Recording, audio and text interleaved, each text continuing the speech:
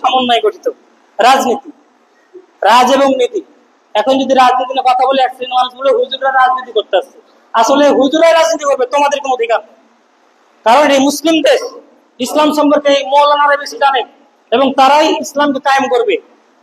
সাধারণ মানুষ আজকে মূর্খ, যারা নিজের সিগনেচার করতে জানে না, যারা কোরআনের একটা আলিফের হরফ জানে না, আরো কিছু তাদের জ্ঞান নাই, এই ধরনের কিয়ামতের আলামত গুলোকে এদের দ্বারা এদেশে বাস্তবায়ন হচ্ছে এবং এই ধরনের লোকগুলোকে আমরা ভোট দিচ্ছি, এদেরকে নেতা করছি, এদের পিছনে ছুটছি। তাহলে আমরা ডক্টরেট মানুষ, একটা ডক্টর ডিগ্রিধারী মানুষ, এই যে মূর্খ মানুষের বিশেষ সেবা নেওয়ার জন্য হাত পেতে দাঁড়িয়েছে, হাত পাততেই তো হবে, কারণ ওই কাজ তো উনি করেছেন ইসলামকে প্রতিষ্ঠা করার জন্য। আজকে আমাদের এই মুসলমানরা ভুল ব্যাখ্যা এবং ভুল ফতোয়া এবং সিচুয়েশন পরিস্থিতি অনুযায়ী যে কি ব্যাখ্যা হবে এটা কিন্তু আমরা দিতে পারছি না। তো রাজনীতি যেহেতু সময় সংক্ষিপ্ত, সময় শেষ হয়ে গেছে,